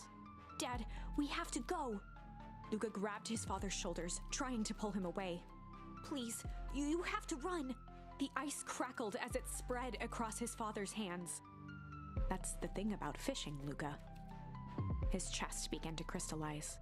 You toss your hook in, and you never know what you're gonna pull out.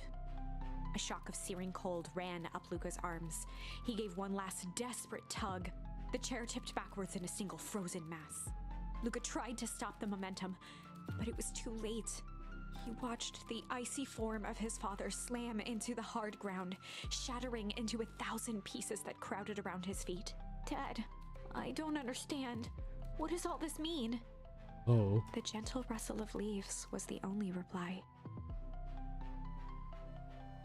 Oh. That was scary. Hey, Slap You Silly. Welcome, welcome. Hope you are doing well, man. Struggled to focus on the walkie-talkie. Okay, so that was the walkie-talkie. I was thinking like, what was that sound? Rolo?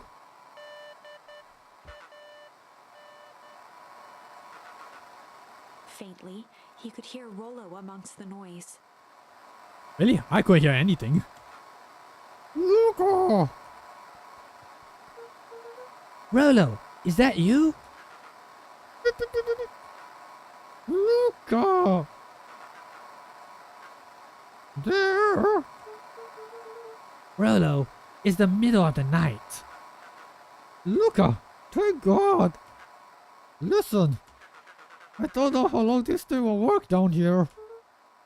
Down here? Rollo's voice was coming through more clearly now, but some words were still just static. Listen to me. Someone grabbed me yesterday. What? The man in the hazmat suit? It was... took me to some sort of... I think I'm underground. Underground? Are you okay? Kinda. They seem more interested for now, at least. Mr. Kerr said you made it back home safe. No, trust. Please. Hold on. Someone's coming. The signal went silent. Rolo?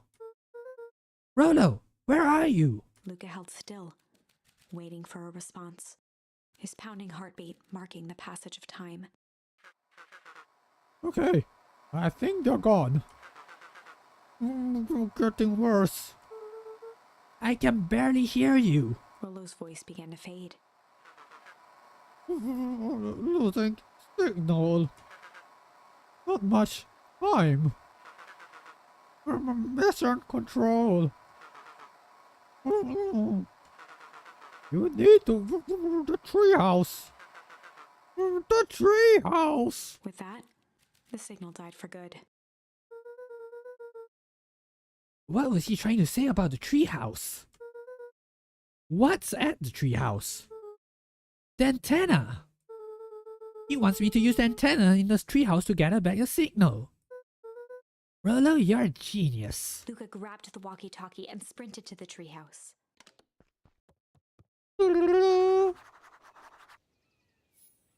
Okay, to the treehouse. Let's go. Let's go. Luca heard a group of footsteps approaching. He dashed behind the bushes to avoid being spotted. Oh, it's my Gran. So, we all understand our roles. You can count on me. I still think we need more time. This wasn't the original plan. Mr. Tolliver paused, shifting his eyes to one side. We're all in danger now. I, for one, refuse to sit idly by while that danger persists. Refuse. Daga Kotowaru. Hiram, you just keep your wits about you. Oh wait, that's the wrong voice. Hiram, you just keep your wits about you. Mr. Tolliver took one long, quiet breath. Alright, you can count on me.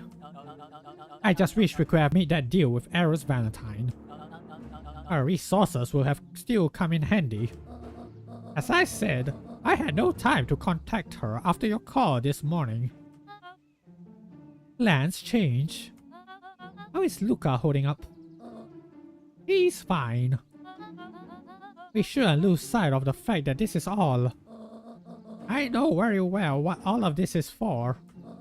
We had no choice.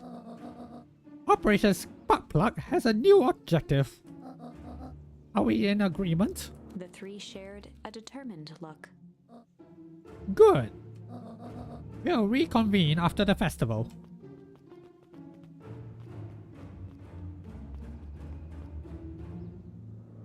I can see you, Luca. Dun dun dun. Gran, why are you meeting with Mrs. Fratelli and Mr. Tolliver late at night? Oof. Ooh. Ooh. Okay, that got me good. That got me good. Yeah. God, you scared me. How long have you been here? Just a few minutes. Earlier today, I saw Mr. Tolliver and your grand enter the diner together. I said that the news time was over. They still haven't left. Why, he's the greatest tool of any investigative reporter. Time. When they left, I told them here. What do you think they are up to? They seem organized and determined. They mentioned the festival. Yeah, I heard it too. Has your grand been doing anything different recently? Anything strange? He got a phone call this morning and rushed out the door. A call from Hiram Tolliver, it seems. He was either furious or terrified. Or both. Luca, be careful out there. I think we might be in the middle of the scope of a lifetime. I will. Aren't you coming out? Yeah, I'm gonna stick out here for a little longer. Here, Luca. Slowly sinks back into the bushes. For a town that saw few visitors, the welcome was perhaps more grand than necessary. He seems pretty homely. Okay, to the treehouse.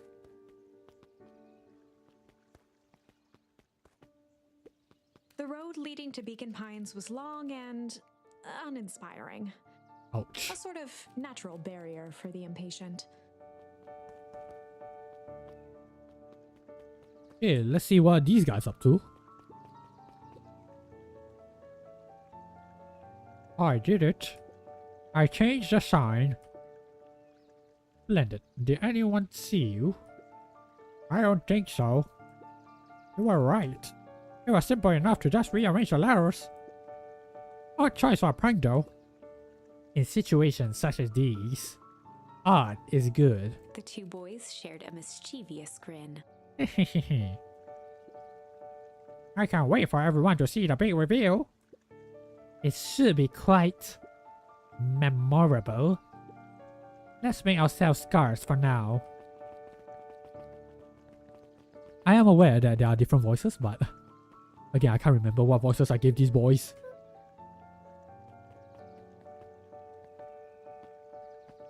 Skip, jump.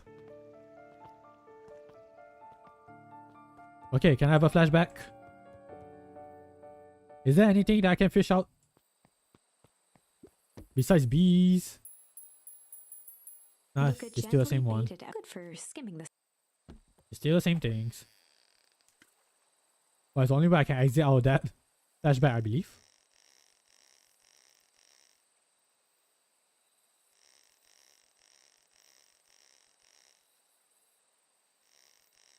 Yeah, I mean, when you look at him, my first thought is that he's just a fisherman, like, he's not a doctor.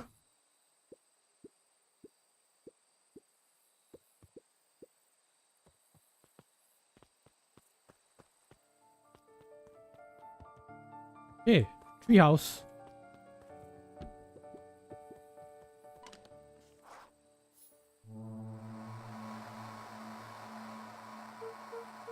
Rollo? Rollo, are you there? I'm at the treehouse now, Rollo. Mr. Kerr said you were alright. What happened out there? Zoom. Dang it, Rollo, where are you?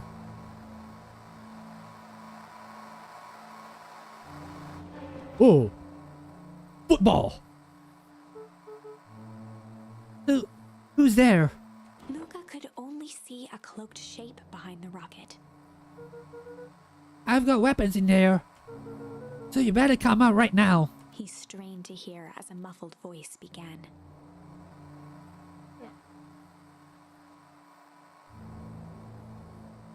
Weapons? How could you hurt someone? How could you hurt something that's already dead? Fear gripped Luca's throat. Okay, what am I dealing with here? Who are you? Okay, I think I know who this is. What? You don't recognize me? I guess I don't even recognize myself anymore. Luca stared at the ground for a moment, trying to place the dampened voice. The figure shifted slowly from behind the rocket, revealing itself to Luca. Oh, okay. Never mind. Okay, I thought that was Rollo, but yeah. He seemed a bit too small to be Rollo. I'm a monster. Now they hunt me like the beast I am. Iggy. Luca reached over empathetically. Iggy's tone jolted to dejected anger. Don't touch me. This is all your fault. Luca slumped to the ground, overwhelmed by guilt. I'm so sorry. I didn't mean to. I lost control. Oh, you couldn't control yourself for a second? And I get to be like this forever? There must be a way to fix this. Oh, you're gonna be my savior? Perfect little Luca saves the day. With his positive attitude and the power of friendship. None of this matters. There's no time. They're after me. They chased me all through Weepwood. I only came in here to hide. Hide from who? Who's after you? Luca! Luca! Rollo? It's not safe, Luca! Rollo, where are you? The treehouse! I'm at the treehouse, Rollo. Where are you? No, Luca! The treehouse isn't safe! They said they were going to the treehouse! I was trying to tell you to stay away from the treehouse! Who said they're going to the treehouse? The clipboards! What did I tell ya? Those perennial harvest wackadoos are after me. They've been chasing me, yelling questions at me. What sort of questions? They were saying the same stuff they always do. But it's different now. Less asking, more threatening. We're gonna figure this out, Iggy. Yeah, well, thanks.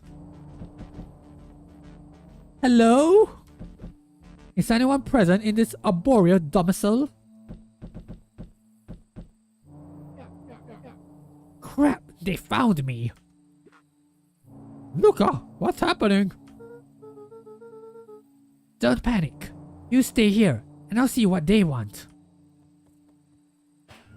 Oh my god. Hello, Mr. Van Horn. We would love to hear your thoughts. Do you have time for an informal chat? We will be brief. Your time is valuable to us. Be down in just a second. Of course. We have a problem.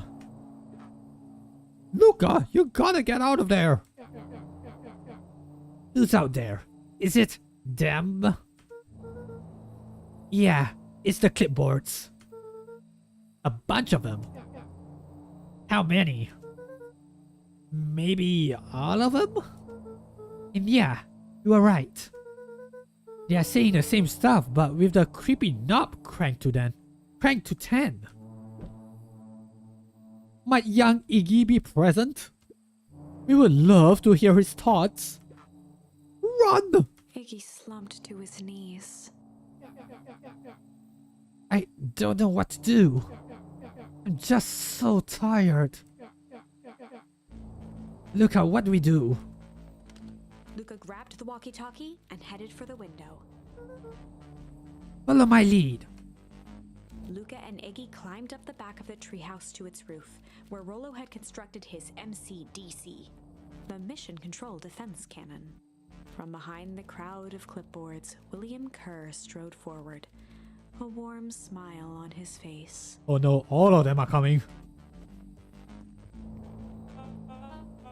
Iggy, there you are. You gave all of us a heck of a scare. Go away. Just leave me alone. Oh, I'm sorry, Iggy, but no can do. Don't worry though, we are here to help. Help? Then why were you chasing me? Luca, can you talk some sense into your pal here? Just look at him. He's not well. What's wrong with him? What did that gunk do to him? Well, that's a pretty honking big question, Luca. All you need to know is that he's sick. He's real sick, Luca. I just need you to let us up there and take care of him. You told me Rollo was okay, that he was back at his place resting. He is. Poor fella just got a little lost. That's a lie. That is a hurtful thing to say, Luca. I thought we were buddies. Why? Because he lets you ramble on like a wackadoo? Nobody likes you, you creep. Kerr's smile faltered. Why don't you pop on down here so we can have a face-to-face? Yelling like this is gonna give us all a heck of a sore throat. And who wants that? Luca's grip tightened on the MCDC. What did you do to Rollo, you liar? Well, shucks, Luca.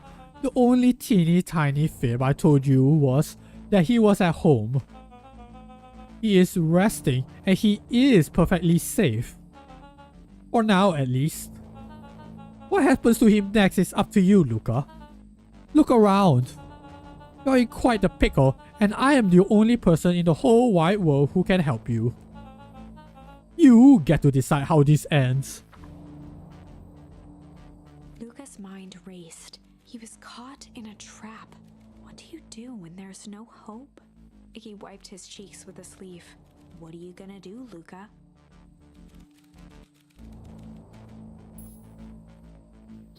Okay, so this is a fight or flight response, but yeah, I just realized we've been here for about 2 hours, so yeah, I know that we are in a pretty intense part, but unfortunately I do have to get ready for the next day back in hero training. So yeah, I have a feeling that if I continue on, it might get into another tense moment. So yeah, I will have to call it a night, and you know the timing it's about there. So yeah, we will continue on for next week's session. So yeah, at least we'll have that. We'll be able to, you know, start immediately. That's the best part, right? We start off with a pretty intense moment. But yeah, I do have to unfortunately call it a wrap. So yeah, before we do that, let's find someone to raid. Let's see who is online though. Let's see, who do we have?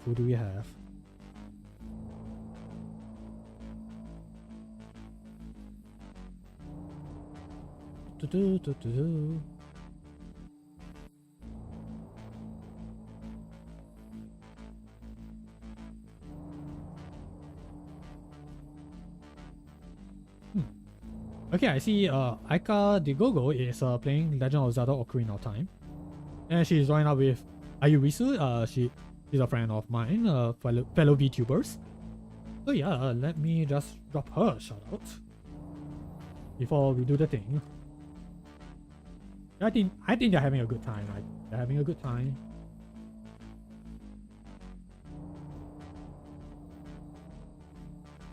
Gay, yes, or she is gay.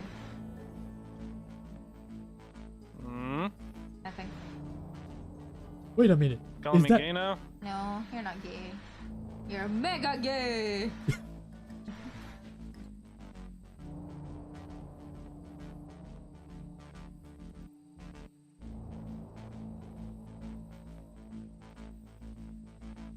Hey, I recognize that game.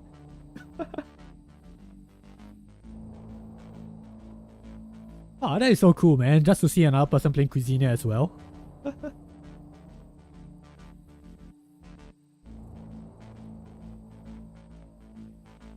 Oh man, I'm so glad I'm reading her now.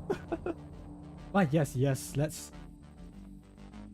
show her some support and show some love. And yeah, we should be good to go for next week. So next week, what is gonna happen? So next Saturday, I'm not sure if I'm gonna do anything on Friday, so it's pretty up in the air. What I'm gonna do is probably another fan game, or I might be doing Cuisiner because of what's gonna happen on Saturday actually. So next Saturday, I'll be joining I'll be doing a collab with Ayurisu and a few other creators as well. We'll be doing a Pokemon quiz, I believe.